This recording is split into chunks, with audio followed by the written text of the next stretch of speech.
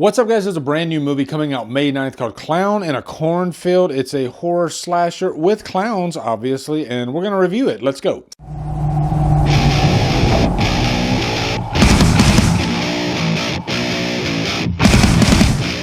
Clown in a Cornfield stars Katie Douglas, Aaron Abrams, Kevin Durand, and is directed by Eli Craig.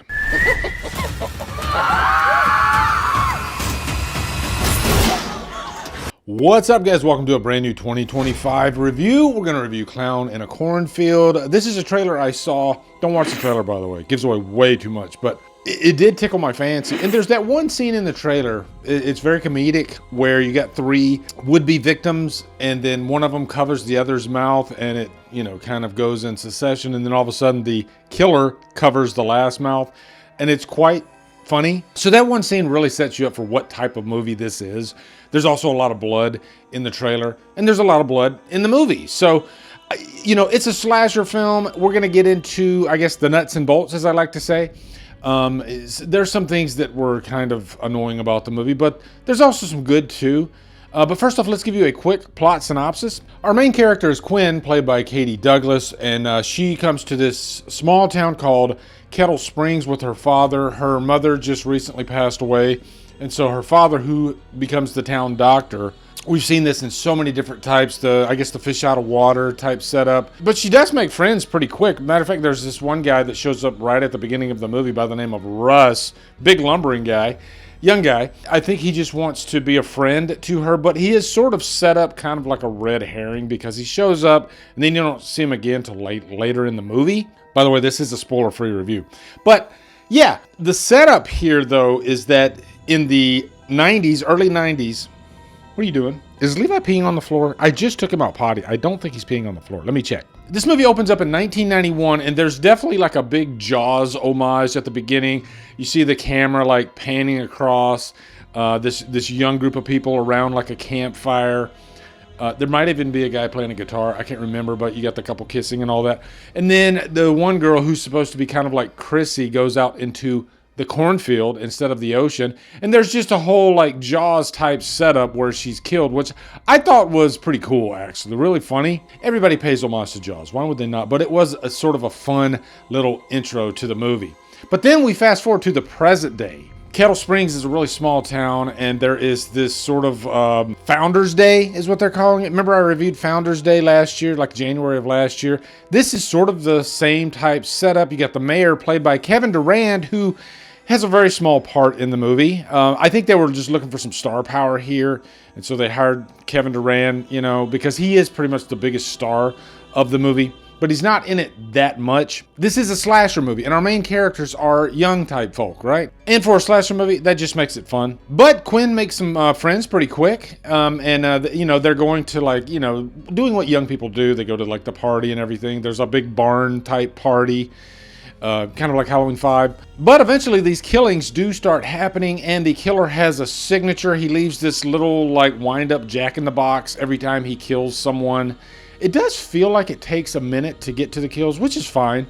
And it does have a pretty bloody third act. That's when everything's unleashed. It gets really, really violent and crazy. And of course, yeah, there's a twist in this movie because this is a killer or killers with a clown mask. Now, I did mention Jaws. There is another movie that I can't even tell you what that movie is because I think I would be spoiling it if I told you what other movie this definitely reminds me of. There's an aspect of the movie, and I guess I could go ahead and say an aspect of the third act that reminds me of a certain movie. If you want to know what that movie is, I'll say it at the very, very end of the review after I give the rating, okay? After I give the rating, I'll say what that movie is, but I still won't spoil it. But I think when I say the movie, you'll know exactly what I'm talking about if you've seen the movie, and I can't help myself. I got to say it. Now, I did mention Russ, but there are definitely some other red herrings in the movie. Cole is definitely one of them. There's a scene where they're, him and Quinn they're making out, and then Cole, he clams up. And he can't go through with it. And so automatically you're thinking, why is he doing this? Could it be an ulterior motive? What's going on? And then there's another scene in the movie where you have some victims running from a cornfield, and the sheriff shows up And I won't go any further, but I will say that there's some tomfoolery, and then you're going to want to pick apart because of a decision that is made in that scene where the sheriff arrests one of the would-be victims, and automatically you're like, why did he arrest this person? But then automatically you're thinking, oh, I bet it's going to tie into the last act of the movie. So won't tell you if it does or not, all right? There's a lot I'm not telling you in this review, but let me tell you what I liked and what I didn't like, okay? Clown movies are pretty big these days, okay? We can blame Art the Clown for that. We can blame Pennywise for that. Does this stand up to those properties? No, it definitely doesn't. But it knows what it is. It's definitely a slasher movie. If you're wanting just good, fun kills, this definitely has them. It is violent. It is really bloody. I do like Quinn as a character. I've never seen Katie Douglas in anything else, but I liked the small town dynamic, and she really adds to that. Kind of a fish out of water, moving from, I think, Philadelphia into this small town and trying to fit in. And I think she does a good job playing that type of character. She's a little rebellious. She's going, against her father, as any teenage girl does. You're going to draw comparisons to Twilight as well because of her and just her father and the mother out of the picture. In that case, the mother and the father were divorced, but in this case, the mother has passed on. And they do poke fun at the current generation, and, there's like a rotary phone in the movie, and Quinn's like, I don't know how to use this. Her father's trying to teach her how to drive stick shift. She's just not having it, and that does play a funny part into like the third act of the movie. Definitely make sure you learn how to drive a stick shift, okay, guys? Because you never know if a killer's going to be coming after you, and you're in a car that's a stick shift. So they definitely try to inject, funny moments throughout the movie to lighten the mood, even though it does get. I don't want to say dark. This movie doesn't feel dark, but it does feel violent. I wouldn't even say graphic. It just, they spray the blood. I think that's the thing to do when you don't have that much money in terms of like, an effects budget. Let's just spray a bucket of blood, at a character. That's what they do. Jumping into the cons.